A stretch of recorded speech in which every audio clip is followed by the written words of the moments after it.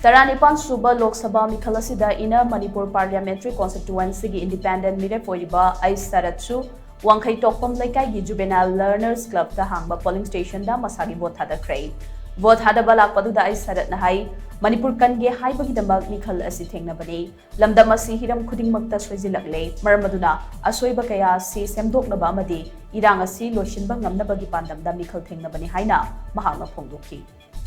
Aina thulai basti Manipur kan bagi polopuni atai issue mo le jete Manipur chi kan ba hoji thoi ba irang solution ba Manipur che chai chaunga humdra ne thon kang khong chai le di ba som solution bagini ngasi nirol thung driba mapmarang khangdra minai wari ba minai wari na mapui jana ai tholpani sia choi de mayam se masi shamto ko sine choi ba di hiram khutma to soire When Soyriba politics the Soire, politics the Sumina, with another Nipantang, Akoi Shagi, or Dolejate.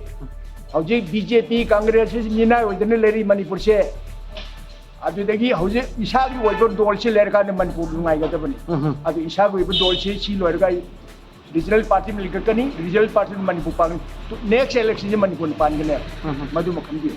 She, Torgana in Manipur, says, Shamto Kutuman, Kutum Dasalaga. Kutumanita, Perja Kutimokse, Baptanaba, Akoi Perja Singina, Hojik Nashi, one of the most important Manipuri landmark about decision never Nashi, Perjana Bap Taraga, Manipur, Mungaigani.